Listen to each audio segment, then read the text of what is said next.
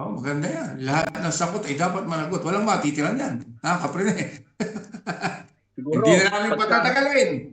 Ngayon pong gabi, kasama natin. Ako'y lagi sinasabi ko, napakaswerte ko pag lagi na napapatsyempo, pag siya ang guest natin, kasama ako sa mga host. Dahil itong guest natin, pagdating sa pagpapaliwanag sa mga usaping ng problema ng bayan, usapin ng manggagawa, usapin ng lahat ng aspetong patungkol sa ating bayan at sa ating mga mamamayang Pilipino, laging maliwanag ang pagpapaliwanag ng ating kasamang si Jerome Madonis, ang National Chairperson of Kilasong Mayuno o KMU. Maraming salamat at maligayang pagbabalik dito sa Ugnayan sa Himpapawid, Jerome. Thank you very much. Okay po, magandang gabi, Ka Jerome. Edwin. Magandang gabi, Karine and Kap Edwin. At sa lahat ng mga OFW na inaabot ng inyong programa, magandang gabi sa inyong lahat. Maraming salamat. Alam namin na hindi madali para sa inyo. Lalo na sa mga tulad mo na araw-araw ay nakabilad sa kalsada, nakikipagbakbakan para sa interes ng mga manggagawa at mamamayang Pilipino. Tapos gigisingin pa namin ang alas 2, alas 3 ng madaling araw dyan. Dapat sana kahit pa paano inihahatag mo pa ang iyong likod matapos ang 24 oras na pakikibaka para sa interes natin mga Pilipino. Sabi rin ibato mo na nga yung una pero kay Jerome at namampisahan na natin yan. Kaya nga bali, wag na natin patagalin. Bali, Jerome, sa kasalukuyang sitwasyon ngayon sa ating bansa, bali, okay lang po. Ano na ang tinitignan, ano na ang kasalukuyang kalagayan ng uring manggagawa, lalo na po sa hanay ng KMU, ang kasalukuyang nangyayari ngayon sa gobyerno, ang pagnanakaw sa kaban ng bayan ng buong sangay. Kung titignan natin, buong sangay na ng gobyerno mula eksekutibo hanggang legislatibo. Kaya hindi po natin maitatanggi ang nangyayaring pagsisimot, gustong simutin ang buong kaban ng bayan. Ano po ang masasabi niyo rito, Ka Jerome? Well, Karine and Ka Edwin, malinaw, 3 taon na sa poder ng kapangyarihan ang administrasyon ni Bongbong Marcos, si Marcos Jr., nananatiling napakababa ng sahod ng mga manggagawang Pilipino. Majority na naka-empleyo, public and private at contractual status, temporary job, ibig sabihin. Pangatlo ay constitutional and labor rights sa pagtatayo ng union. At the same time, napakataas ng presyo ng mga pangunahing bilihin at serbisyo. So nananatiling lugmok ang ekonomiya ng ating bansa. Ikalawa na mayor na isyu, umaalingasaw ang napakatinding baho ng gobyerno ni Bongbong Marcos sa usapin po ng korupsyon. Nais ko lang banggitin na ang korupsyon ay built-in na yan sa sistema ng ating politika from the very start. At panapanahon sumasambulat ang korupsyon, nalalantad na i-expose sa taong bayan, sa mga manggagawa, dahil sa pagiging sobrang ganid ng mga nakaupo sa poder ng kapangyarihan. So pinatunayan niya ang 3 henerasyon na kung saan nilabanan talaga sa kanyang ama. No? Ang issue dyan ay corruption and human rights. Sa panahon ni Estrada, ang issue dyan ay korupsyon na nakatago sa usapin ng sugal at matinding ano. So ibig sabihin, yan yung mga sumambulat na issue. Hindi ibig sabihin na mga nagdaang rehimen ay hindi tumampok, pero ang sinasabi ko, naka-built-in ang korupsyon. Okay, sa ilalim ni Bongbong Marcos, napatunayan natin, ang mga progresibong grupo ay nauna na. Malinaw yung aming suri, no? Sa kabila ng paghihirap ng mga manggagawang Pilipino ng remittance ng OFW na kinokolekta sa pamamagitan ng buwis na supposedly ito ay ilalaan sa mga mayor na pangangailangan ng taong bayan, sa serbisyo, sa agrikultura, sa edukasyon at sa health. Yet mabubulaga tayo na bigla palang bilyon-bilyong piso up to trillion pesos ang ninanakaw at pinaghahati-hatian ng mga buwaya at mga gahaman sa Malacanang. So, mabilis na tinignan natin ang pagsusuri ng pambansa demokratikong kilusan sa Pilipinas. So, klaro ang aming suri. Una, lahat ng sangkot ay dapat managot. Ano ang ibig sabihin yan? Ibig sabihin, from top to bottom ay dapat managot dahil built-in sa sistema, lahat sila nakikinabang. So, ang tingin namin, ang commander in theft, no other than si Bongbong Marcos. Involved si Marcos. At in fact, siya yung hari. So kung may hari ng korupsyon, merong reyna. So yan po ay si Sara Duterte, ang reyna ng korupsyon. Involved din yung mga senador na pinangalanan sa mga hearing sa nagdaan, mga congressman, mga DPWH officials, no, at saka mga private contractor. At ang habang gumugulong yung hearing sa Kongreso at saka sa Senado patungkol sa pagpapanagot sa mga involved sa corruption, wala namang nakukulong, wala namang nakakasuhan, no? Hanggang sa kasalukuyan, mahigit 3 buwan na po, no? Mahigit 100 taon na, at araw na, wala pa rin nakakasuhan hanggang sa kasalukuyan. At habang nagkakaroon ng hearing, nababaon lalo, no, ang gobyerno ni Bongbong Marcos, at lalong isa-isang napapatunayan ng mga ebidensya, mga testimonya na papunta talaga kay Bongbong Marcos. Itinuturo talaga siya bilang principal. Isa sa patunay dyan, yung expose ni Saldico. Although hindi naman kami nasorpresa dahil na totoo yung aming suri from the very start. So lalo lang binalidate ni Saldico yung usapin na involved number 1 si Marcos. Kaya ang ibig ko lang sabihin, wala ho kaming pinaliligtas dito sa corruption na to dahil hindi dapat nag-i-exist ang corruption dahil hirap na hirap ang mga Pilipino. Kaya importante na alam ng publiko kung pinagnakawan tayo, sino-sino ang mga magnanakaw yan. Kasi naniningil ka eh. Kung naniningil ka, dapat merong pangalan. Kaya ang progresibong grupo po, ang National Democratic Organization sa ating bansa ay sinasabi namin kung sino ang mga magnanakaw at sino dapat managot. Malinaw yung aming posisyon. Lahat ng sangkot dapat managot kasama si Bongbong, Sara Duterte, Senador, Congressman, DPWH official, private contractor. Anong gagawin? Dapat yan arestuhin, ikulong. At the same time ay isauli yung kanilang mga pera na ninakaw sa taong bayan at tanggalan sila ng kapangyarihan na muling makatakbo sa any positions sa gobyerno dahil doon sa kanilang madugong record sa usapin ng korupsyon sa ating bansa. Yung malinaw pa sa malinaw yun, ha? Ito Klaro. nakaraang mga 2 taon simula siguro mga after ng pagkaupo ni Bongbong Marcos noong 2025 o 2022, alam naman natin na biglang naging maasim ang relasyon nila dahil may mga bagay na hindi naibigay o napagkasunduan nila bago sila tumakbo. Dito nag-umpisa na yung away-away nila. At dito, tila ba nalibang ang mga dalawang kampo, yung kampo ng kadiliman at kampo ng kasamaan na tinagura ang unity team noong 2022 presidential election. Hindi natin ine-expect dahil nga akala natin away-away lang sila. Yun pala, tila nililibang lamang tayo at sa mga panahong tayo nalilibang, daang-daang bilyong piso na dapat nakalaan para sa interes ng mga mamamayang Pilipino. Ninanakaw pala nila. Mali-maleta. Isipin mo, Ka Jerome, sa tanang buhay mo ba nakakita ka na ng ganyang mali-maletang pera?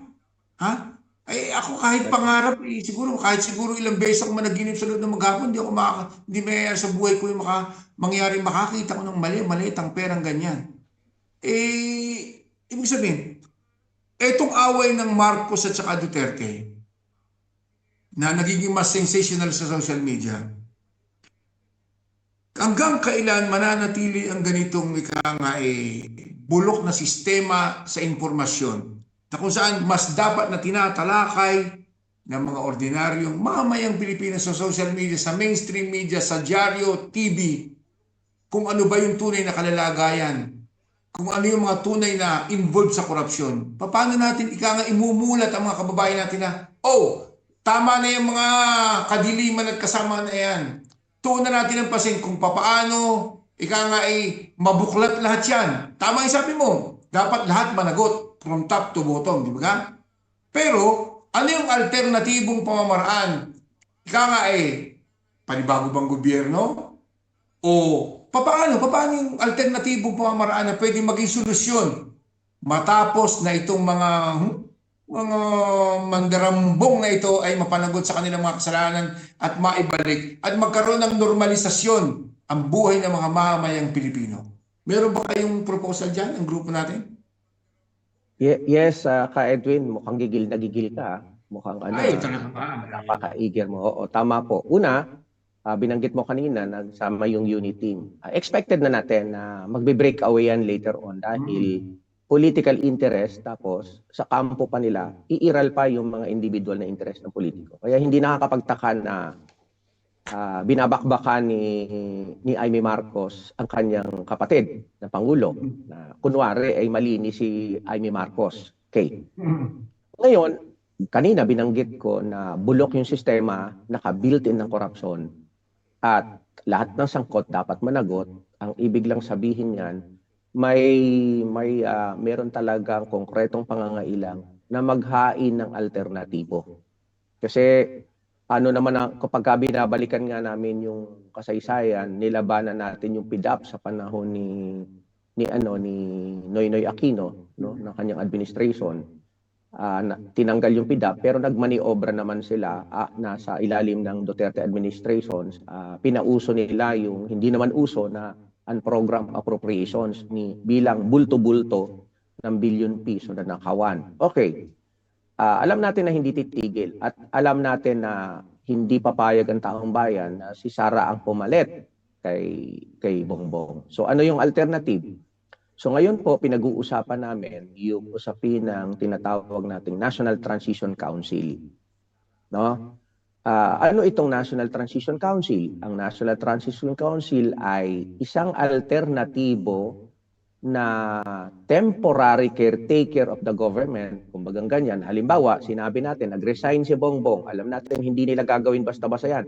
Napatalsik yung Sara at saka Marcos. So, ngayon ay naghahapag tayo ng isang alternatibo at temporary na caretaker government para maghanda ng susunod na national election.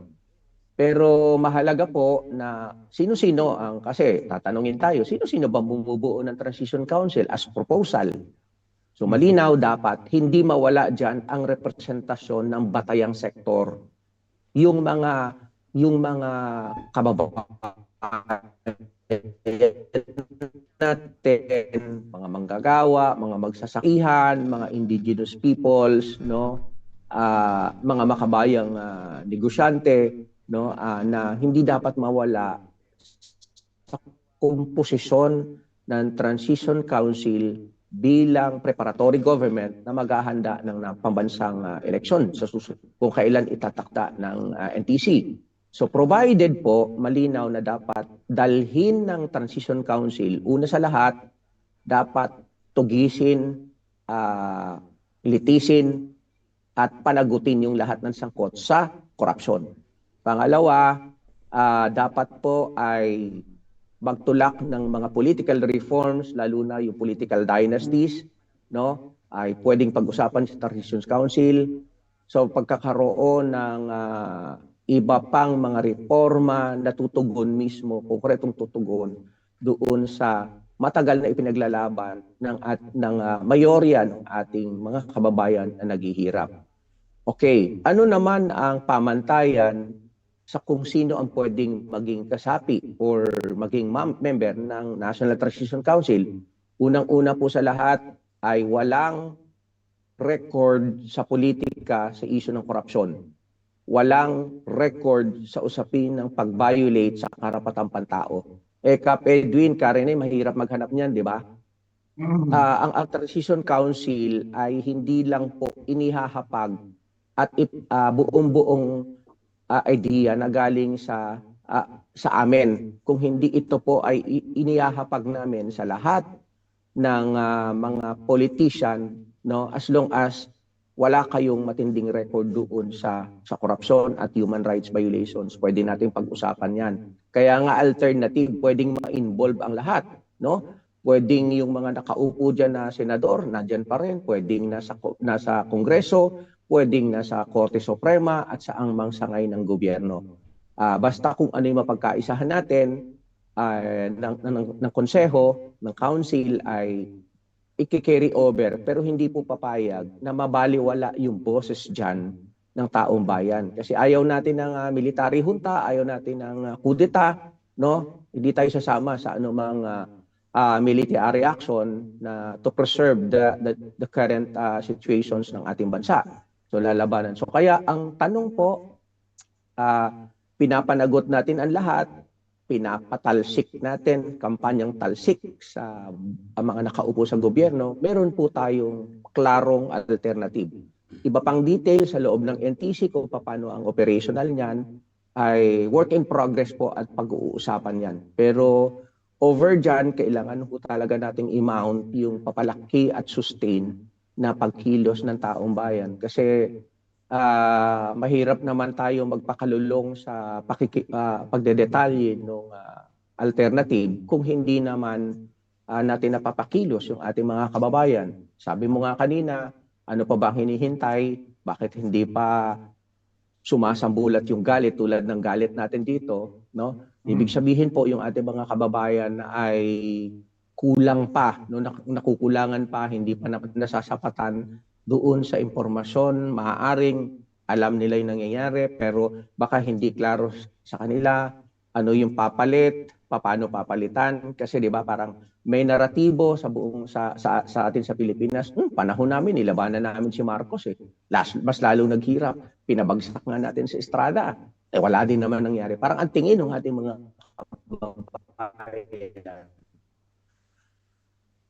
walang nangyayari.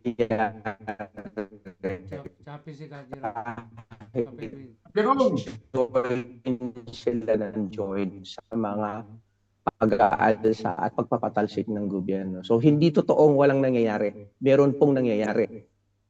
So kaya po tuloy-tuloy lang yung ating na tayo yung biktima. Kailangan natin talagang kumilos, magsama-sama at magkaisa. Labanan yung bulok ng sistema kasi meron naman pong alternative. so dapat talaga ang proposal sa proposal ng National Transition Council hindi lamang yung mga mamumuno kundi tayo mismo mga ordinaryong mga Pilipino dapat merong direktang partisipasyon kung paano tatakbo ito at kung paano rin ma-educate natin yung mga kababayan nating nasa laylayan at kulang pa sa impormasyon at kaalaman kung ano ba yung katotohanan nangyayari sa ating bayan. Yun ba yun, Jerome? Tama po kayo. Opo. Okay, medyo mahina yata. Follow up lang Kapre, ako. follow up, Kapre. Go ahead, please. Bali kasi, Cap Jerome, yung sinasabi mong NTC o National Transition Council, nakapaloob po ba yan sa konstitusyon? Well, hindi po. Ito ay extra-constitutional. Pero may pwedeng ang operational nito ay may semblance ng constitutional succession. Kasi ano nga po kailangan nating bigkisin. Ultimo yung mga nasa ruling elite, mga politician, no, mga negosyante, provided wala nga silang madugong record sa usapin ng korupsyon at human rights. Kaya hindi ito purong nanggagaling sa atin, no? Hindi natin solo kasi in the first place, kung kaya na nating pumalit sa gobyerno, bakit pa natin sila bibigyan ng opportunity, no? Kung ibig sabihin, ang point nga dito, naghahain pa lang tayo ng alternative at willing tayong isa lang ito sa mga diskusyon sa publiko. As long as talagang hindi maaaring maitsapwera yung mga ordinaryong mamamayan. Kasi tignan natin yung nangyari, no? Panahon ni Marcos, napatalsik ang Marcos Sr., pumalit si Cory. Wala naman isa-isang initsapwera dyan yung mga progressive. Diba? So, parang ginamit lang yung pagkilos ng mga mahihirap and yet nakinabang mga ruling elite din at the same time. Panahon ni Duterte, tignan natin, di ba, nag-entertain ng mga progressive sa kanyang gabinete. Pero dahil sila ang may fully control pa rin ng buong sistema, isa-isa ring winalis at ginawa ng paraan para maalis yung mga progressive. Ganon din sa panahon ni Estrada. So, ang ibig ko lang sabihin, kailangan natin tignan yung aral na palagi lang tayong ginagamit sa pagpapalit ng bagong pamunuan, pero nanggagaling pa rin ng buong buo yung mga pumapalit doon sa mapagsamantalang uri At the same time, gamit nila yung bulok na sistema, kaya madali silang magmaniobra talaga. So this time, gusto natin na bigyan ng mas malaking boses yung mga ordinaryong mamamayan. Kasi at the end of the day, tayo naman yung laging kalahok sa pagpapatalsik. Tayo naman lagi yung biktima ng mga batas na nagpapahirap sa atin. Tayo rin naman, sabi nga natin, sa kapangyarihan ng mayorya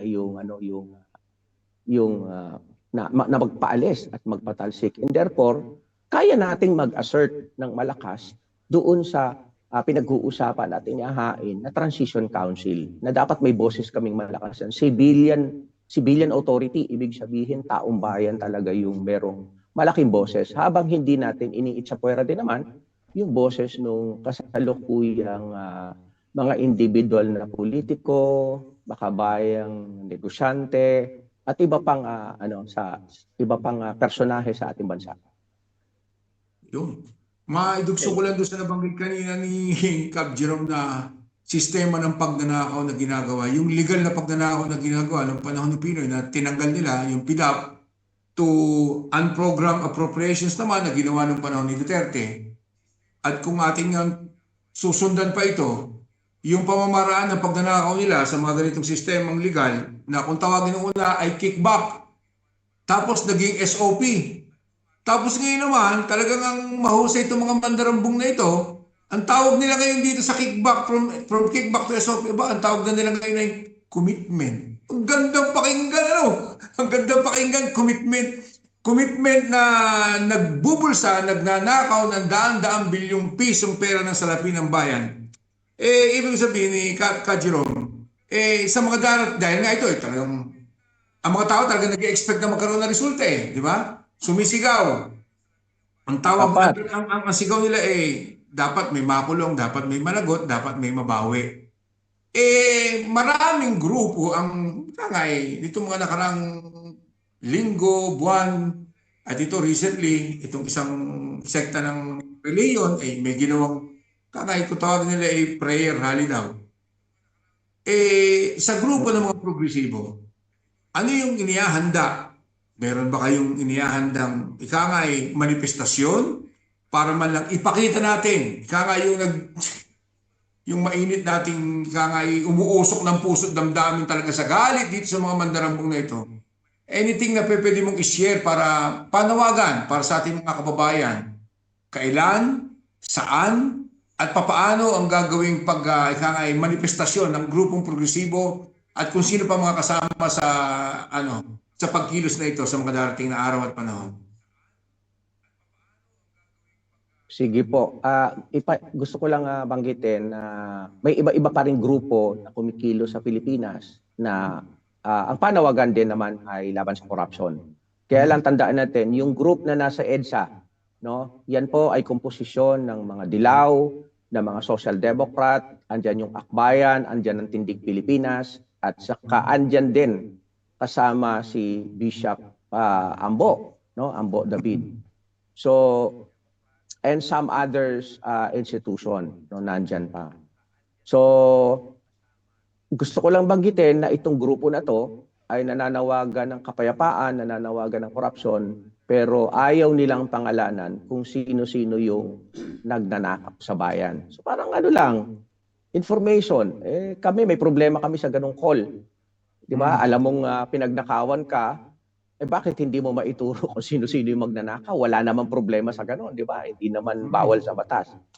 So nakaraan po, nagrally yung INC, KOJC, at saka yung GIL.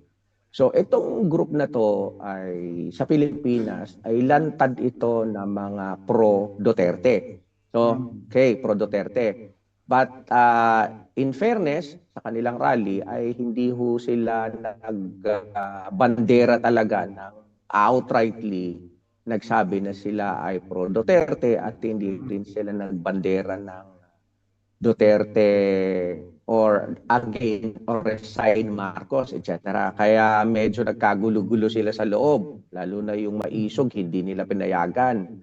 So dito rin sa EDSA Shrine, nagkaroon din sila ng mga problema dyan. So kaya hindi rin sila nagkakaisa doon sa call.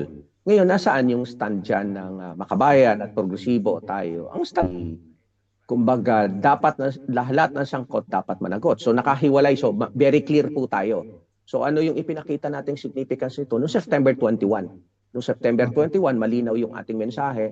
Tayo ay nagmarcha mula sa Luneta papunta mismo sa Malacanang, no? So this coming November 30, so uulitin ho natin yung malaking marcha laban sa korupsyon na magsisimula ulit tayo sa Luneta. So dito ho, alas 9 sa Luneta, magkikita-kita, mag-merge yung malaking bulto ng mamamayan natin na nananawagan ng pagpapatalsik, no, sa gobyerno ni Bongbong Marcos at nananawagan ng alternatibo at lahat ng sangkot dapat managot at ikulong ang lahat ng mga nagnakaw sa kaban ng bayan at ibalik yung kanilang mga ninakaw. Very clear ho yung ating mensahe. So from Luneta, tayo ho ay magmamarcha papunta ulit sa Mindiola. Grabe yung yung paghahanda ng Philippine National Police dito. Kasi yung tinatakot nila yung publiko na meron daw mga bomb threat, meron daw terrorist attack na na maaring mangyari sa gitna ng mga rally. Pero kami naman, malinaw na kami stand, mapayapa ang rally na to at basically nagkakaroon ng gulo dahil pinipigil ng state forces yung rights ng mga mamamayan na makarating kung saan nila gustong makarating. Kasi gusto nga natin makarating talaga sa paanan ng Mindiola at Malacanang para i-express yung ating malakas na panawagan, just call para sa ating mga kababayan. So, kaya ang November 30 po ay hindi lang panawagan para sa lahat, sa mga organized forces na nandito sa Pilipinas. Nananawagan kami sa lahat ng mga manggagawa, unionisado ka man o hindi, galit ka sa korupsyon, gusto mo magpanagot, sumama ka. Maralitan lungsod, transport sector, taong simbahan, mga individual, negosyante, lalong-lalo na itong mga estudyante, mga indigenous people, no? Ang ibig sabihin, magsama-sama tayo. Lahat ng galit sa korupsyon, no, ay welcome po sa mapayapa at maayos na pagkilos this coming November 30. Araw ng paniningil, no, araw ng pagpapanagot sa karumal-dumal at systematic pong nakawan. Huwag po tayong pumayag na palagi na lang tayong pinagnanakawan.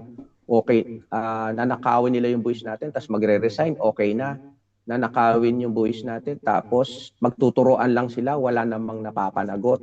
Later on, lilipas lang ilang taon, na-absuelto pa sa mga korte na kontrolado ng buong sistema. So kailangan ho nating mamulat, no, kailangan natin idilat yung ating mga mata, kailangan natin magkaroon ng critical mind, kailangan natin magkaroon ng critical analysis at mag-foot forward po tayo ng alternative. Kasi wala talagang mangyayari, magiging paulit-ulit lang yung cycle, generation by generation, kung hindi talaga tayo makakapaghain ng alternatibo. Of course, medyo medyo sasalang pa sa maraming diskusyon kasi sanay yung ating mga kababayan na nagpapatalsik ng presidente, pero sila pa rin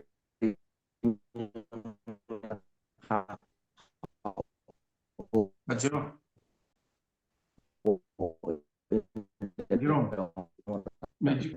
Pero wag po tayo masanay na palagi na lang tayong biktima ng malalang kagutuman, kahirapan, injustisya at korupsyon sa ating bansa. Yun nga, isang tanong pa. Bali kasi ka Jerome, ang kinalilito ng isipan ko, kung alam natin na bulok naman talaga ang lahat ng sangay ng gobyerno, kanino tayo magsasalang ng kaso? Paano tayo magkakaroon ng pananagutan kung ang pupuntahan mong korte ay isang saliwa din? Ibig sabihin, dispalinghado rin ang korte. Dahil kung titignan natin sa kasaysayan, lumipas ang 10 taon ng kaso ni Enrile bago pa mamatay, acquitted Ganon katagal. Ngayon, paano natin isasalang ang isang issue na katulad ng korupsyon sa isang hindi maayos na hukom kung dito tayo magsasabi ng pananagutan. Kung isasalang natin ang issue ng pananagutan sa korte, anong mapapala natin? Bali, meron bang maaasahan ng taong bayan para isalang mo ito sa isang korteng kinapapalooban ng mga alipores ng mga politiko? Tama po kayo, Kapre. Sa big question talaga yan. Kaya nga, hindi tayo kumbinsido, hindi tayo naniniwala na yung mga hearing sa House of Representatives ay pagpapanagot sa lahat ng sangkot. Pagpapanagot lang yan sa hindi kaalyado. Ililigtas lang yan yung Marcos at sa kanyang mga kroniyo. Kahit yung ICI, hindi po yan ang magbibigay sa atin ng hustisya. In fact, cover up pa yan at whitewash na hindi involved si Marcos sa korupsyon. So malinaw. Kaya nga po, meron talagang kailangang extra, ano bang term dyan? Extra constitutional, no? Na gawin ang taong bayan. Kasi wala namang paglabag doon eh. Tandaan natin, ang kapangyarihan ay nasa taong bayan. Kahit nga ho batas, no? Kahit batas, kapag yan ay nilabanan ng taong bayan, walang magagawa yan. So, hindi tayo buo na nagtitiwala, hindi tayo nangangarap na mabibigyan talaga ng hustisya ang pagpapanagot sa korupsyon sa loob mismo ng gamit na mekanismo ng kasalukuyang sistema. Wala hong mangyayari dyan. Pero gusto lang natin yan i-challenge, gusto lang natin i-expose yan para yung ating mga kababayan na hindi pa totally educated, baka umaasa pa na mabibigyan ng hustisya dito sa ICI, sa Senate hearing. Isipin mo, Senator Lacson, anong sabi niya?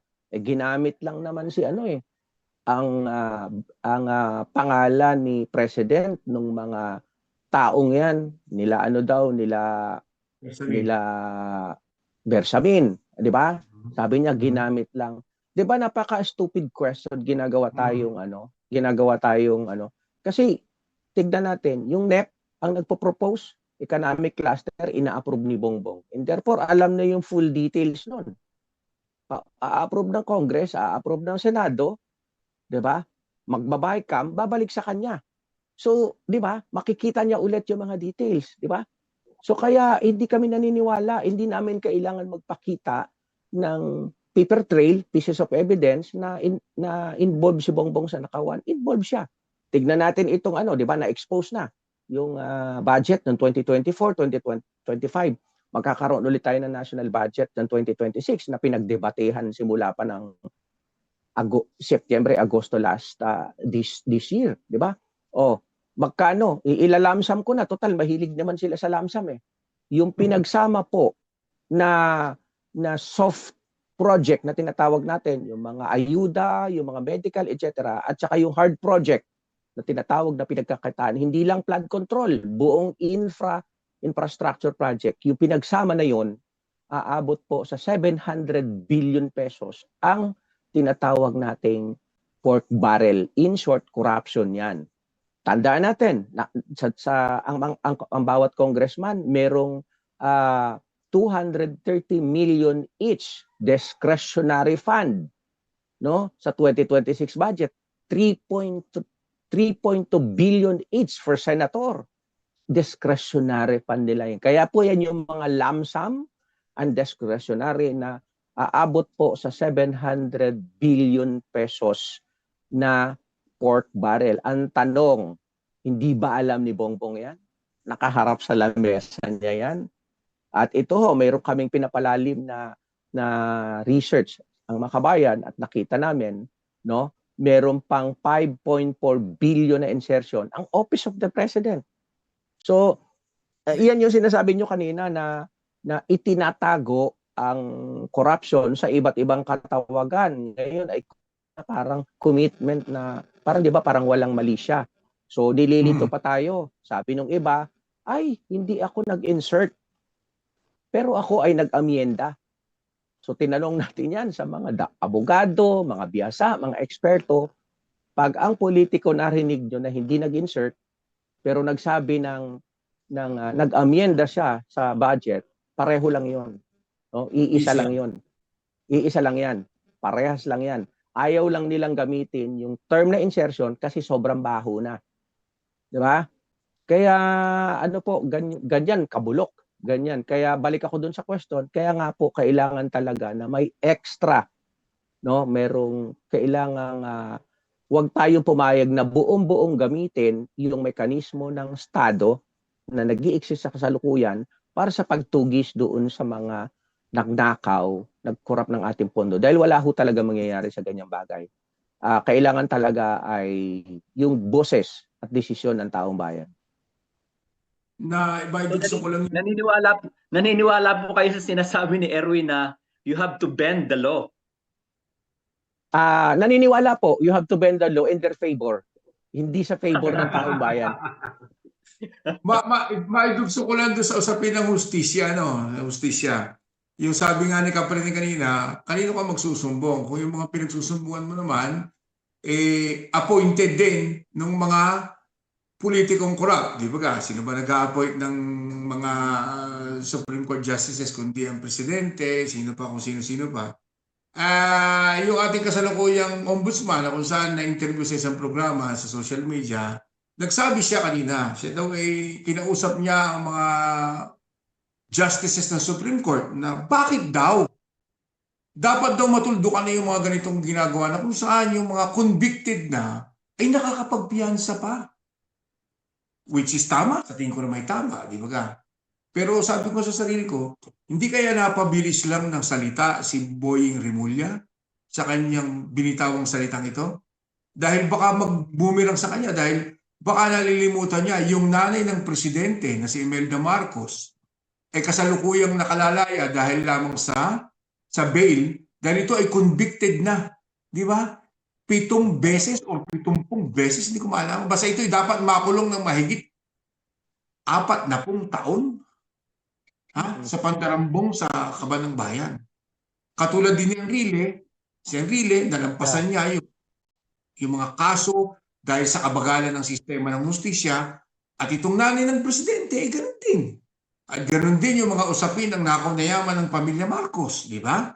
Na dahil sa pagkakadelay, hanggang sa yung mga papeles na Xerox copy ay lumabo na. Kaya hanggang sa huli, ang ginawa nila ng hustisya ng mga justices ay ibasura ang kaso dahil hindi na raw mabasa, hindi na readable, Xerox copy, at hindi notarisato.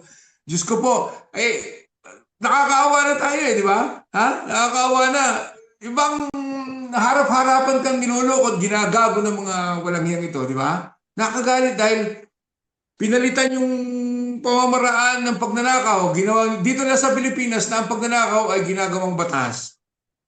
Na ang pamamaraan ng pagnanakaw, yung pamamaraan ng pagkupit ay pinapalitan lamang ang termino. Pero yung mga nagnanakaw, sila rin paulit-ulit din lamang, di ba? Kung matutuloy na makukulong daw muli si Jingo Estrada at saka si Bong Revilla, hindi ba ito na rin yung mga nakulong at nahabla sa pidang? Suki na ho yan mga yan, suki. No? Suki ng korupsyon. At let me remind you, lahat ng involved na ito, Pamilya Marcos, Pamilya Duterte, Revilla, Estrada, at marami pang iba tulad ng Villar, lahat sila ay nabibilang sa political dynasties. Correct. Correct po. Pamilyang politiko na kung saan 90% ng ating mga elected officials sa ating bansa ay nabibilang sa political dynasties. Kaprine, baka may tanong ka pa kay Kap Jerome. Bali, gusto ko lang i-follow up din na sa kasalukuyang nangyayari ngayon sa ating bansa. Bali, Kap Jerome, baka pwede mong paliwanag lang sa amin at sa ating mga taga-subaybay kung sa ganitong uri ng pagkilos ng kabataan, ng mga manggagawa, ng mga magsasaka, ng halos lahat ng sektor ng ating lipunan, saan po lulundo ang ganitong pagsasama-sama ng pagpoprotesta?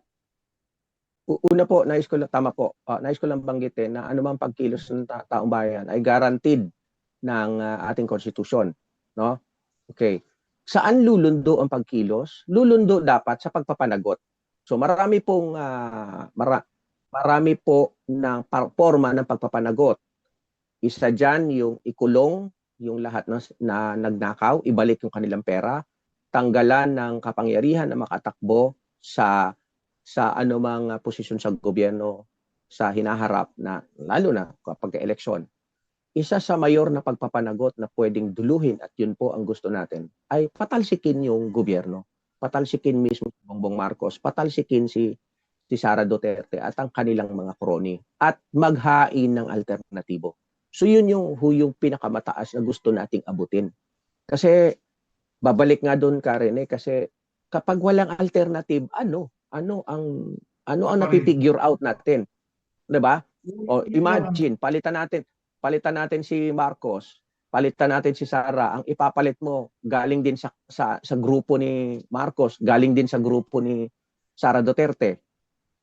'Di ba? So, pag sinabi nating alternative, pwede tayong maghanap ng mga current na nakaupo or hindi nakaupo na talagang alam mo yung medyo yun nga crucial po yung walang track record sa corruption at saka walang track record sa human rights gross violations. Although mahirap siyang hanapin, access lang ng pagpapatalsik kung sakali Marcos ay ang mga Duterte. So kaya dun sa tanong na anong duduluhin, pagpapanagot at yun po yung detalye ng ating gustong accountabilidad. Kasi yun lang po ang tingin natin na ma-express at kahit papaano maririnig yung boses ng ating mga kababayan. Sa tingin nyo, Cap Jerome, achievable po ba yan? Tanong. Ka Jerome?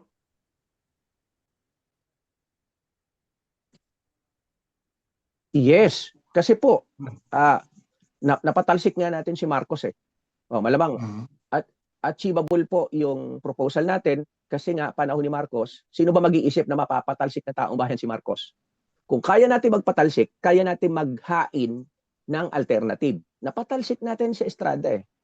So ayaw ho natin nung para bang nagpapatalsik lang yung taong bayan tapos papalit yung iba, nakakaulit, lumalala pa yung krisis sa ating bansa, lumalala pa yung political crisis sa ating bansa. Sika dapat na i-educate.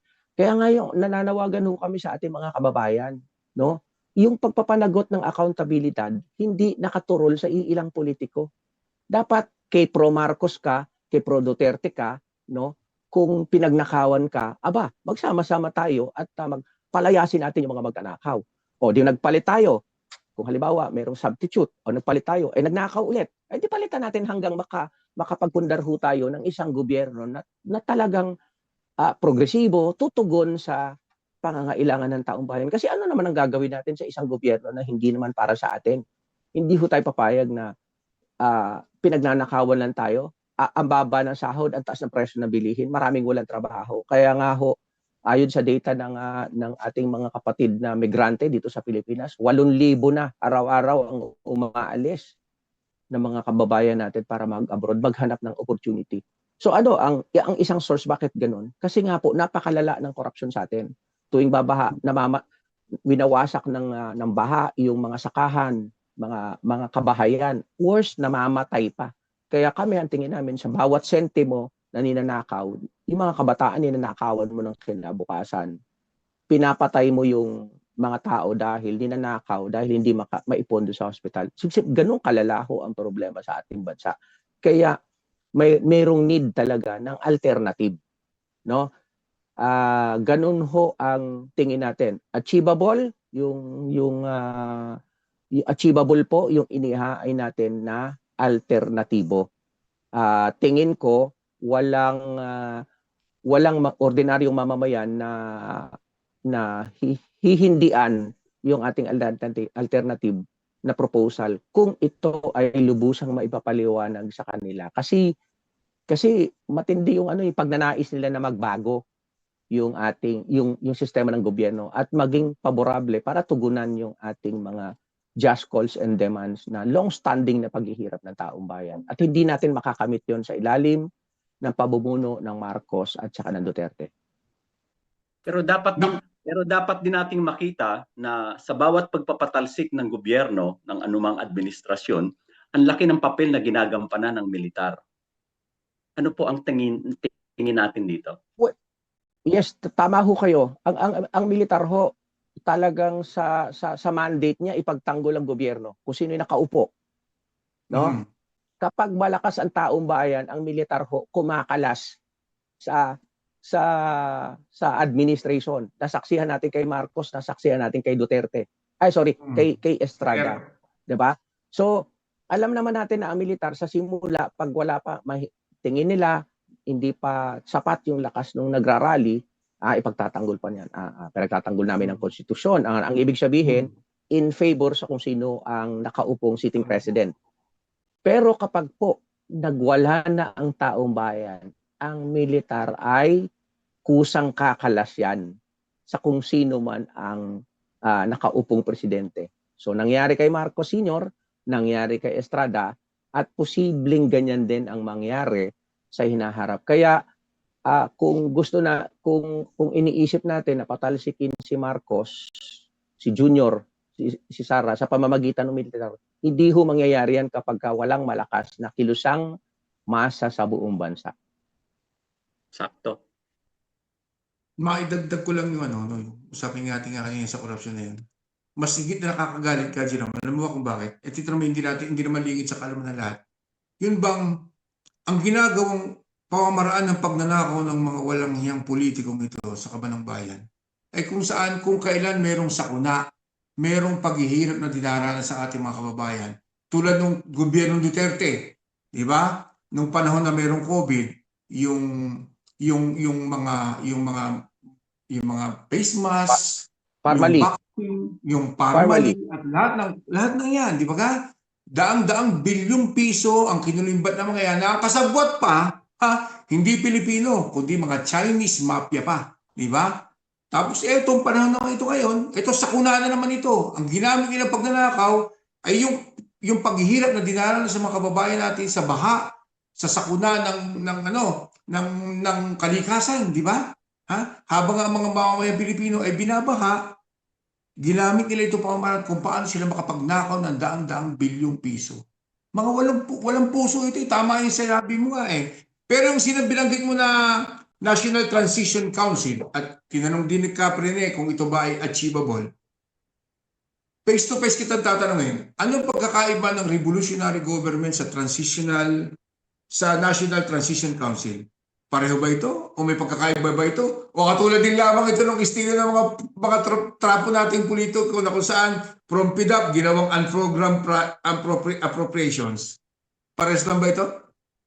Well, unang-una po, sa karanasan, sabi ng mga medyo matatagal nating leaders dito, nung panahon ni Cory, revolutionary government yung itinayo. So, revolutionary government na nasa composition pa rin yung mga ilang elitista sa loob, mga malalaking big businesses. Pero ang point mula kay Marcos, nagkaroon talaga ng pagbabago. May alternative. Ngayon, back to question, itong NTC, ganun din ba? Posible, kasi yun ang semblance eh. Pero kailangan careful at mapagbantay ang taong bayan. Kasi pwede ring mawala ito. No, pwede ring iitsapuera yung mga progressive talaga sa loob niyan. Kaya nga kailangan ang mamamayan ay educated, handa nilang ipagtanggol yung itutulak na mga economic reform ng progressive. Kasi yung mga economic reform, manggagaling ba yan sa mga traditional na politiko? Hindi yan manggagaling diyan. Hindi yan manggagaling sa mga big businesses. No, hindi sila manggagaling diyan. Mananatili pa rin at iiral sa loob ng NTC yung kanilang mga interes sa negosyo, sa ekonomiya, sa loob. Kaya kailangan malakas nga ang boses ng taong bayan para ma-counter sila at mas bigyan priority ng NTC kung magaganap naman yan. Mabigyan ng NTC talaga yung halimbawa, di mag-land reform tayo para mag-national industrialization tayo para mag-build tayo ng sarili nating economy at magkaroon tayo ng trabaho sa Pilipinas para yung call ng mga kapatid nating OFW na trabaho sa Pinas, hindi sa labas, no, ay unti-unting ma-address. So, malinaw naman ho yung ano natin diyan, yung mga platform. So yung dinala namin na 8 puntong plataporma sa panahon ng eleksyon noong nakaraan sa ilalim ng Makabayan Coalition ay ihahain ho natin dito sa ating mga kababayan at titingnan natin yung kanilang reaksyon at pagtanggap dito. Iyon. Okay. Kaprinel? Dumating na tayo sa oras. Teka muna ha, bago natin hinga ng panawagan si Kap Jerome, meron kasing patanong dito na isa, yung patungkol doon sa kaso ng Mayo 6. Pwede mo ba kami mabigyan ng konting briefing o konting informasyon kung ano na yung developments? Nang alin po? Nang alin? Yung kaso ng mga naabsuelto ba o kung naabsuelto na ba, kailan? Yung kaso ng Mayo 6. Alam ko po na yung inaresto nung May, no. Hindi ko alam masyado yung detalye, pero alam ko nakalaya na silang lahat. So wala lang akong detalye kung naghi-hearing pa, no, or totally dismissed na. Okay, maraming salamat. So, tulad ng aming laging sabi nga panawagan, talaga nga namang gusto pa namin magtagal, marami pa kaming tanong. Gusto namin pero limitado May rin ang susunod oras naman. Oo nga eh. Gusto rin namin napaka-precise at napaka-concise nung mga sinabi ni Ka Jerome. Kaya talagang isang napakalaking karangalan para sa ating grupo ng ugnayan sa Himpapawid na talagang magkaroon ng resource speaker na katulad ni Ka Jerome dahil talagang detalyado ang lahat ng mga sinasabi. Sabi ko nga napakaswerte ko, lagi napapatsyempo ko dyan eh. Sabi ko hindi lang educational, napakaliwanag pa ng mga explanation ni Ka Jerome. Ka Jerome, mensahe sa ating mga manggagawang migrante, hindi lamang sa mga manggagawang migrante, kundi sa lahat ng mamamayang Pilipinong makakapanood ng ating episode ngayong gabi. Sa patungkol sa mga susunod na hakbang tulad ng November 30 at kung ano-ano pang balakin ng kilusang Mayo 1 para sa pagkontra sa mga patuloy na nangyagaganap ngayon sa ating bayan na kung saan ang usapin ay korupsyon at pagsasamantala sa kaban ng bayan. Unang-una, Ka Rene and Ka Edwin, no, Ka Edu, maraming salamat sa inyo sa pagbibigay ng platform na ito. Information sa talakayan natin, napakaganda. So nananawagan ho kami sa lahat ng mga Pilipino na galit sa korupsyon at gustong magpanagot sa pagnanakaw sa kaban ng bayan sa loob at labas ng ating bansa. No, sana ho tignan natin ito na ang mga pagkilos ay hindi dapat nagsisilbi sa mga partikular na politiko, partikular na tao. Kung pinagnakawan tayo, marapat lang na maningil tayo dahil wag naman ho natin tiisin na lagi na lang tayo pinagnanakawan. So dito sa Pilipinas, magkakaroon ho ng malaking protesta sa November 30, 9 a.m. sa Luneta. Inaanyayahan namin ang lahat ng mga kababayan natin na lumahok tayo sa isang mapayapang protesta, no?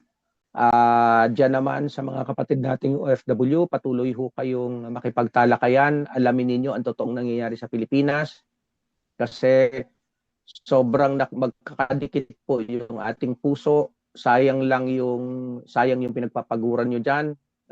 Bilyong piso ng remittance ng dolyar kada taon, pero malaking bulk niyan ay nauuwi lang sa korupsyon. So alam ko merong mga samahan din na pandaigdigan ng mga Pilipino, may Migrante International at iba pang formation, Gabriela, Bayan, Anak Bayan, sa Ibayong Dagat, nananawagan ho tayo na magsagawa rin kayo ng mga katulad na protesta sa November 30. Pwedeng isagawa sa mga parke, kung saan pwedeng maglunsad ng mga protesta sa mga konsulado ng Pilipinas para ipanawagan yung pagpapanagot sa lahat ng sangkot at syempre yung kung kami ang tatanungin, call out na ho natin yung pagpapatalsik o ouster sa gobyerno ni Bongbong Marcos at pwede rin hong makipagtalakayan patungkol sa alternative na binabanggit ko kanina, yung National Transition Council.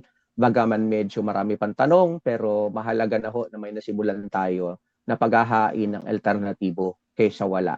So once again, maraming salamat po sa mga kapatid nating OFW. Alam ko pagod kayo sa araw-araw ninyong trabaho, pero huwag kayong mag-alala. Dito sa Pilipinas, kasama ng inyong mga kaanak, patuloy ho tayong mananawagan para sa hustisya, patuloy tayong mananawagan para sa katarungan, patuloy ho tayong magsisikap na magtulak ng isang makabansang, maka-Pilipino na ekonomiya, yung usapin ho ng land reform and national industrialization, para sa hinaharap ay mabawasan po yung lumalaking bilang ng mga kapatid nating OFW. Sayang yung inyong talento kasi pinakikinabangan ng iba yung dagat, ng iba yung mga negosyante, habang tayo naman ay lugmok dahil nga ho, palpak yung sistema ng gobyerno ng Pilipinas. So magsama-sama po tayo na kumilos para sa pagbabago. So maraming salamat, magandang gabi po sa inyong lahat. Mabuhay ang Pilipinas, mabuhay ang mga Pilipino.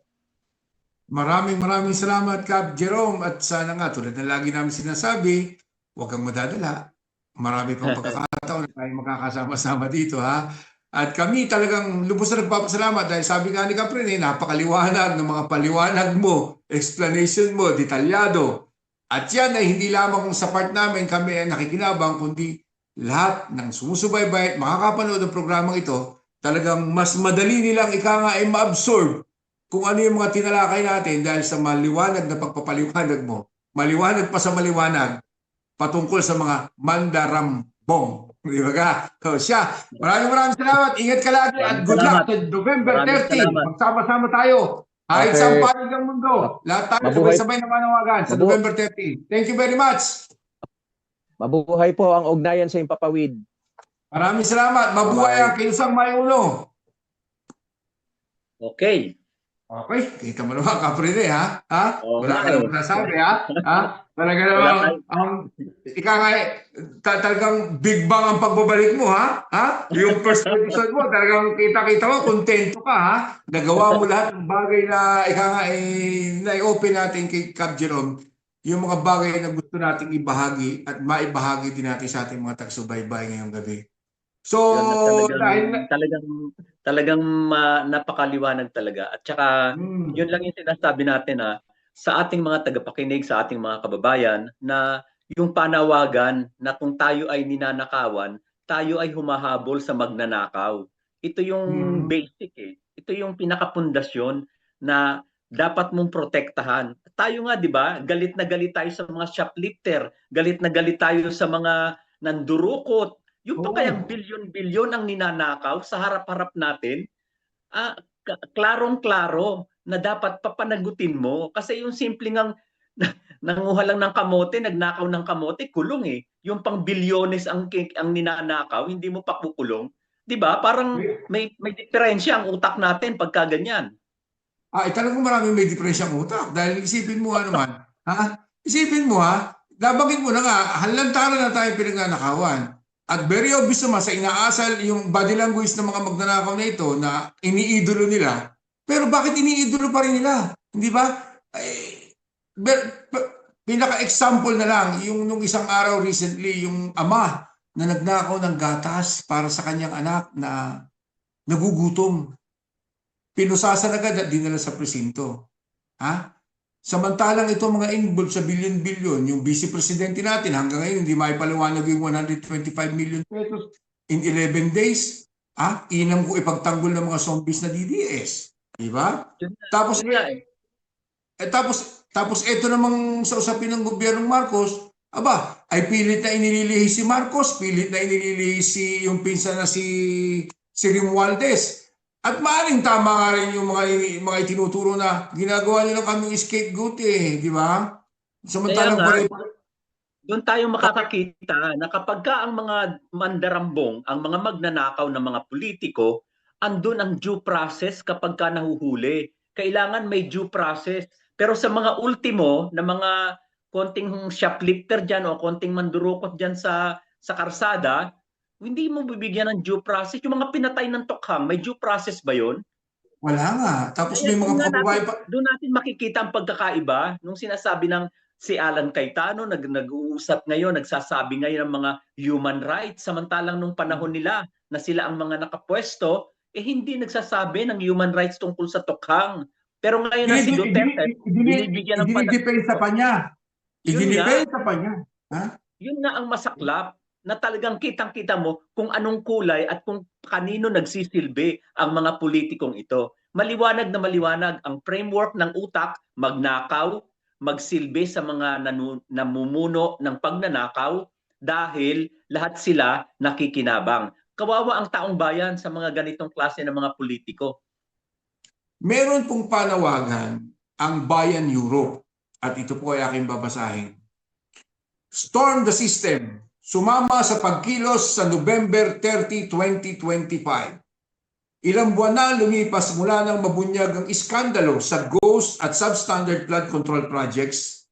Ngunit hanggang ngayon, wala ni isang mataas na opisyal ang nakakasuhan o nakukulong. Habang nananatiling tahimik ang mga nasa kapangyarihan, tayong mamayan ang patuloy na nagdurusa. Habang patuloy ang korupsyon, milyong-milyong Pilipino ang napipilitang mangibang bansa. Iniiwan ang pamilya, tinitiis ang pangungulila at hinaharap ang hirap at kawalan ng kasiguruhan para lang mabuhay. Ngunit ang pinaghihirapan ng sambayanang Pilipino ay nilalamon ng sistematikong pagnanakaw ng mga nasa kapangyarihan. Si Marcos Jr. ang may pangunahing pananagutan at dapat managot sa pagbalangkas, paglagda at pagpapatupad ng korupsyon. Si Sara Duterte naman ay inaabuso ang kanyang kapangyarihan at maling paggamit ng confidential funds at pondo sa edukasyon at ayaw managot. Hindi matatapos ang talamak na pagnanakaw sa pera ng bayan kung iisa lang ang tinuturo at pinaparusahan habang pinuprotektahan naman ng iba. Ang katiwalaan sa flood control at iba pang proyekto ay produkto ng sabwatan ng malalaking sindikato ng mga burokratang kapitalista mula Malacanang, Kongreso, Senado at iba pang ahensya ng gobyerno. Sa harap ng malinaw na kawalan ng hustisya, nasa kamay nating mamamayan ang paniningil at pagpapanagot. Hindi pwedeng may maligtas, hindi pwedeng may maitago, lahat ng sangkot ay dapat managot. Tama na, wakasan na ang bulok, korap at mapanupil ng gobyerno at sistema, bawiin ang ninakaw, ikulong ang lahat ng kurakot, burokrata, kapitalismo, ibagsak. Ipaglaban ng gobyerno ng taong bayan, makibaka para sa pambansang demokrasya. Yan po ang panawagan ng Bayan Europe.